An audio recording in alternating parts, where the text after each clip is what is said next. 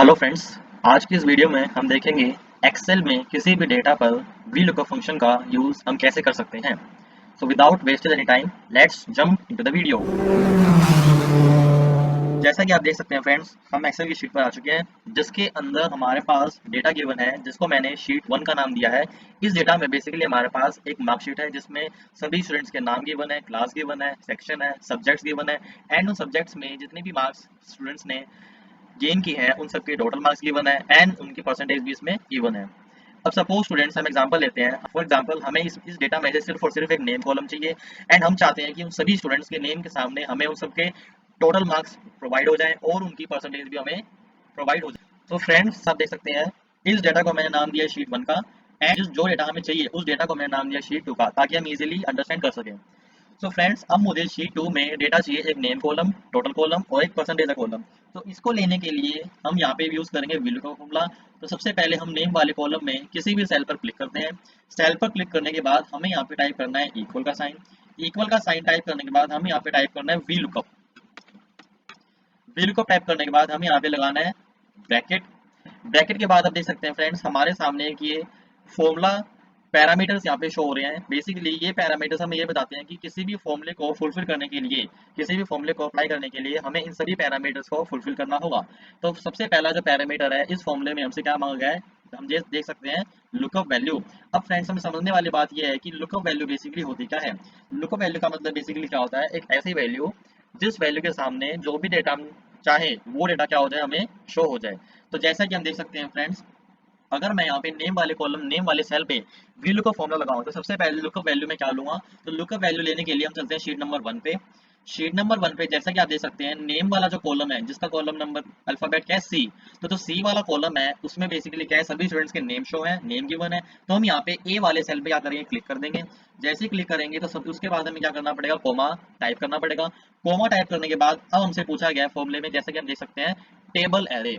अब table array का मतलब क्या है फ्रेंड, तो ये समझते हैं। तो टेबल एरे का सिंपल सा मीनिंग ये है कि जिस भी डेटा में से हमें जो भी इंफॉर्मेशन चाहिए, तो जो डेटा है बेसिकली उस डेटा की जो पूरी ओवरऑल इंफॉर्मेशन है, उस ओवरऑल इंफॉर्मेशन को हम क्या बोलते हैं, टेबल। उस टेबल को हम सेलेक्ट करेंगे तो वो क्या बन जाएगा, टेबल एरे। लेकिन यहाँ पे ध्यान रखने वाली बात क्या है फ्रेंड्स, टेबल एरे में फर्स्ट कॉलम हमेशा वो वाला कॉलम होगा जो कॉलम हमने क्या सेलेक्ट किया है, as a lookup value.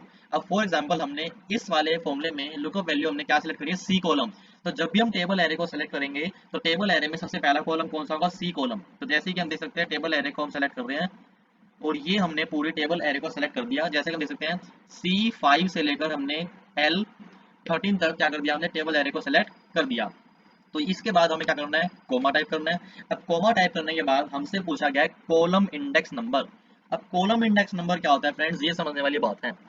Column index number basically simple सी चीज क्या है, जो लुकअप वैल्यू है और जो लुकअप वैल्यू के सामने हमें इंफॉर्मेशन चाहिए, जो लुकअप वैल्यू वाला कॉलम है और जो लुकअप वैल्यू के सामने हमें जो इन्फॉर्मेशन चाहिए उस इन्फॉर्मेशन वाला जो कॉलम है, हमें बेसिकली सिंपल काउंट करना है कि लुकअप वैल्यू वाले कॉलम से और जो इन्फॉर्मेशन वाला कॉलम है वो कौन सी काउंटिंग पे लाई करता है। फॉर एग्जांपल शीट 2 पे अगर हम आए तो शीट 2 पे हमें नेम की जरूरत है। हमें चाहिए कि इस वाले कॉलम में सारे नेम शो हो जाए और नेम शो हमें कहाँ से कर रहे हैं, शीट 1 के कॉलम नंबर C से। तो जैसे कि हम देख सकते हैं नेम वाला कॉलम हमारी लुकअप वैल्यू है, इन्फॉर्मेशन में भी हमें नेम ही चाहिए। तो नेम वाले कॉलम पे नेम की इन्फॉर्मेशन एक नंबर पे लाई करती है, तो हम यहाँ पे सिंपल कॉमा लगा क्या टाइप करेंगे, 1।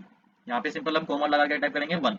शीट 1 एक्सक्लेमेटरी साइन यहाँ पे ऑटोमेटिकली क्या हो रखा है, टाइप हो रखा है, तो इसको हम डिलीट कर देंगे और यहाँ पे हम सिंपल क्या करेंगे, टाइप 1। 1 टाइप करने के बाद हम यहाँ पे क्या टाइप करेंगे, सिंपल 0। तो हमने यहाँ पे बेसिकली अभी 0 लगाया है। 0 का मतलब क्या होता है कि एग्जैक्ट मैच वैल्यू करना। धीरे धीरे करके और वीडियोस में हम समझेंगे कि एग्जैक्ट मैच या रेंज लुकअप का वैल्यू क्या होता है। अभी के लिए फ्रेंड्स हम सिंपल समझ सकते हैं कि हमने यहाँ पे 0 इसलिए लगाया है ताकि क्या हो जाए, एग्जैक्ट मैच करके जो है वैल्यू आ जाए। 0 के बाद हम सिंपल करेंगे ब्रैकेट क्लोज, देन उसके बाद एंटर टाइप करेंगे। तो यहाँ पे हम देख सकते हैं फ्रेंड्स शीट नंबर 2 पे जो हमें नेम में डेटा चाहिए था वो ऑटोमेटिकली A आ चुका है। अब फ्रेंड्स क्या करेंगे, बेसिकली हम देख सकते हैं फ्रेंड जो ये वाला सेल है हमारा C7, तो C7 वाले सेल को जिसमें हमने VLOOKUP का फॉर्मूला लगाया है उस सेल को हमने करा कॉपी। कॉपी करने के बाद मैंने टोटल वाले कॉलम में क्या कर दिया, इसको पेस्ट। तो जैसा कि फ्रेंड्स हम देख सकते हैं पेस्ट करने पे यहाँ पे वैल्यू आ रही है 8, लेकिन एक्चुअल में अगर हम शीट 1 पे डेटा में इंफॉर्मेशन देखें तो ए वाले बच्चे के जो टोटल मार्क्स है वो कितने गिवन है, 431। तो हम देख सकते हैं फ्रेंड्स यहाँ पे जो भी इन्फॉर्मेशन है, जो यहाँ पे 8 और 431 यहाँ पे क्या हुआ है, डिफरेंट शो हो रही है। इसको सही करने के लिए फ्रेंड्स हमें क्या करना पड़ेगा, फॉर्मूले में कुछ करेक्शन करनी पड़ेगी। अब उस करेक्शन का रीजन समझना फ्रेंड्स, वही सबसे ज्यादा मेन है। अगर वो रीजन समझ आ गया तो समझ लो कि फॉर्मूला तुम्हें एब्सोल्युटली क्या हो चुका है, क्लियर हो चुका है। अब उस रीजन को समझते हैं फ्रेंड्स। जब मैंने ए वाले सेल पे VLOOKUP का फॉर्मूला लगाया तो हम देख सकते हैं यहाँ पे जो कॉलम नंबर है शीट नंबर 1 से जो हमने सेलेक्ट की थी लुकअप वैल्यू, तो कॉलम नंबर 1 हमने सेलेक्ट करा था C6। और जैसे ही मैं 8th वाले टोटल वाले में क्लिक करता हूं तो हम देख सकते हैं यहाँ पे फॉर्मूले में जो कॉलम है वो क्या हो गया, D6। इसका मतलब क्या है, इस फॉर्मूले ने ऑटोमेटिकली जो कॉलम है वो क्या कर दिया, शिफ्ट कर दिया फॉरवर्ड की तरफ। जैसे कॉलम शिफ्ट होगा तो यहाँ पे वैल्यू क्या होगी, चेंज हो जाएगी और फॉर्मूला हमारा क्या करेगा, एक्यूरेट रिजल्ट यहाँ पे शो नहीं कर पाएगा। तो इसको ठीक करने के लिए हम क्या करेंगे, हम चाहते हैं कि D6 की जगह हमेशा क्या रहे यहाँ पे C6, क्योंकि लुकअप वैल्यू क्या हमेशा सेम है। लुकअप वैल्यू सेम होने की वजह से जो कॉलम इंडेक्स है वो भी रिलाई करता है। तो लुकअप वैल्यू सेम करने के लिए हम चाहते हैं यहाँ पे D6 की जगह क्या रहे हमेशा C6। तो D6 को C6 करने के लिए हम क्या करेंगे, सबसे पहले ए वाले सेल पे दोबारा से आएंगे। यहाँ पे जो फॉर्मूला है C6 जो ये कॉलम है इसको हम क्या कर देंगे, यहाँ से लॉक कर देंगे या फ्रीज कर देंगे फ्रेंड्स, एक ही बात है। इसको करने के लिए हमारे पास शॉर्टकट की है जिसका नाम है फंक्शन F4, फंक्शन की प्लस F4 की। तो फंक्शन F4 क्लिक करते ही हमने यहाँ पे क्या देखा कि जो डॉलर का साइन है वो C के सामने भी आ चुका है और 6 के सामने भी आ चुका है। अब फ्रेंड्स समझ, यहाँ पे समझने वाली बात क्या है कि डॉलर का साइन का मतलब क्या है। तो डॉलर का साइन अगर जिस भी अल्फाबेट या नंबर के सामने हुआ तो इसका मतलब है उसने उस नंबर या अल्फाबेट को क्या कर दिया, फ्रीज कर दिया। बट फ्रेंड्स हम चाहते हैं अपने फॉर्मूले में खाली सी जो कॉलम है, सी बेसिकली कॉलम है, जो कॉलम है वो ही क्या रहे, फ्रीज रहे, और जो 6 है वो बेसिकली रो है। रो क्या हो सकती है, चेंज हो सकती है डाउनवर्ड की तरफ, बॉटम की तरफ। तो हम चाहते हैं जो सी कॉलम है वो क्या रहे, हमेशा फ्रीज रहे। तो इसको फ्रीज करने के लिए मैं एक और बार क्या करूंगा, F4 की प्रेस करूंगा। अब हम देख सकते हैं जो डॉलर का साइन है वो 6 के सामने आ चुका है, लेकिन हमें सी के सामने, तो एक और बार हम फंक्शन F4 क्या करेंगे, प्रेस करेंगे। अब हम देख सकते हैं फ्रेंड्स जो C6 है, सी के सामने क्या आ चुका है, डॉलर का साइन आ चुका है। अब हम करेंगे एंटर। एंटर करने पर अभी हमारा फॉर्मूला क्या है, प्रॉपर तरीके से करेक्ट नहीं हुआ, इसमें हमें और करेक्शन करनी है। ये कॉलम में फ्रीज करने वाला था स्टेप नंबर 1। और स्टेप नंबर 2 क्या है फ्रेंड्स, वो देखते हैं। जो टेबल एरे मैंने सेलेक्ट करी थी शीट नंबर 1 पे, जो कि हम देख सकते हैं C5 से लेकर हमने सेलेक्ट करी थी L13 तक। तो जैसा कि अगर मैं ए वाले सेल में देखूं तो हमने जो टेबल एरे सेलेक्ट करी थी वो करी थी C5 से लेकर L13 तक। बट जैसे ही मैंने जो फॉर्मूला मैंने कॉपी किया था टोटल वाले कॉलम में, तो यहाँ पे हम देख सकते हैं जो टेबल एरे वो हो चुके चेंज D5 से लेकर M13 तक। तो ये भी बेसिकली क्या हो चुका है, तो टेबल एरे वो क्या हो चुकी है, शिफ्ट हो चुकी है फॉरवर्ड की तरफ। तो इसको भी हमें फ्रीज करने के लिए हम चाहते हैं जो इन्फॉर्मेशन है डेटा का वो टेबल एरे क्या रहे, हमेशा फ्रीज रहे, सेम रहे। तो इसको भी हमें क्या करना पड़ेगा, फ्रीज या लॉक करना पड़ेगा। इसको भी लॉक या फ्रीज करने के लिए सेम हम फंक्शन यूज करेंगे। तो हम आ जाते हैं अपने पुराने वाले सेल पे जहां से हमने VLOOKUP का फंक्शन स्टार्ट किया था। तो उसी में हम ये करेक्शन कर रहे हैं। C5 से लेकर L13 तक की जो रेंज है टेबल एरे, इसको हम कर देंगे फ्रीज। इसको फ्रीज करने के लिए सिंपल फ्रेंड्स हमें एक बार फंक्शन प्लस F4 प्रेस करना है और ये हो जाएगी। इसको फ्रीज करने के बाद जैसे हम एंटर करेंगे तो हमारे फॉर्मूले में एक और करेक्शन स्टेप नंबर 2 वाली करेक्शन अब यहाँ पे हो चुकी है। अब फ्रेंड जैसे ही मैं इस फॉर्मूले को, जो मैंने ए वाले कॉलम पे फॉर्मूला लगाया है, VLOOKUP का फॉर्मूला लगाया है, इसको मैं जैसे ही दूसरे में प्रेस करूंगा, अब यहाँ पे तभी भी एक करेक्शन हमें करनी पड़ेगी। वो देखते हैं क्यों। जैसे ही मैंने इसको यहाँ पे पेस्ट किया तो हम देख सकते हैं फ्रेंड्स यहाँ पे क्या बेसिकली आ गया, सेम ए लिखा गया। अब इसका रीजन क्या है, अब फ्रेंड्स हमें चाहिए क्या था यहाँ पे टोटल में हमें चाहिए था कि ए के जो है टोटल मार्क्स हमें शो हो जाए, दैट इज 431। बट अभी भी जो वैल्यू आ रही है वो क्या आ रही है, सेम ए, जो कि हमने कॉपी करके पेस्ट करा है। अब इसका रीजन क्या है फ्रेंड्स, हम देखते हैं। इसका रीजन है सबसे पहला कॉलम इंडेक्स नंबर। सबसे इंपॉर्टेंट चीज क्या है इस फॉर्मूले में, कॉलम इंडेक्स नंबर। तो कॉलम इंडेक्स नंबर हम देख सकते हैं फ्रेंड्स, अगर मैं इस वाले सेल पे क्लिक करूं तो इस वाले सेल में जो फॉर्मूला लगा है उसमें भी कॉलम नंबर क्या है, 1। और जो इस वाले सेल में कॉलम में जो फॉर्मूला लगा है उसका भी कॉलम इंडेक्स नंबर यहाँ पे क्या हो चुका है, ऑटोमेटिकली पेस्ट 1।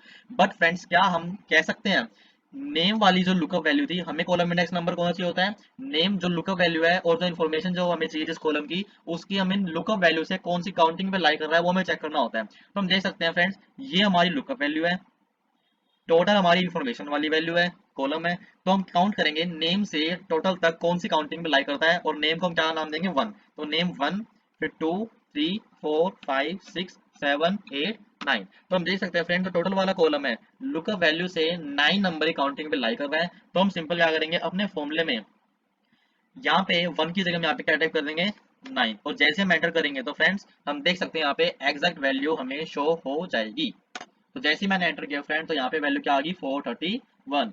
अब फ्रेंड्स हमें क्या करना है, परसेंटेज के लिए भी हमें फॉर्मूला लगाना है। तो सिंपली जो मैंने सबसे पहले फॉर्मूला लगाया था उसको मैं कॉपी कर दूंगा और मैंने परसेंटेज वाले में क्या कर दिया, उसको पेस्ट। अब फ्रेंड्स हम यहाँ पे देख सकते हैं सेम यहाँ पे ए शो हो रहा है, क्योंकि यहाँ पे किसकी गड़बड़ है, कॉलम इंडेक्स नंबर की।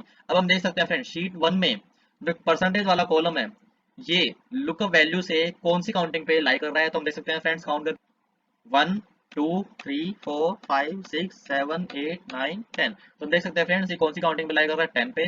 तो हमें सिंपल यहाँ पे क्या करना है, 1 की जगह हम यहाँ पे क्या टाइप करेंगे 10, और जैसे ही मैंने 10 टाइप किया और मैं जैसे एंटर करूंगा तो यहाँ पे हम देख सकते हैं वैल्यू आ गई 86.2।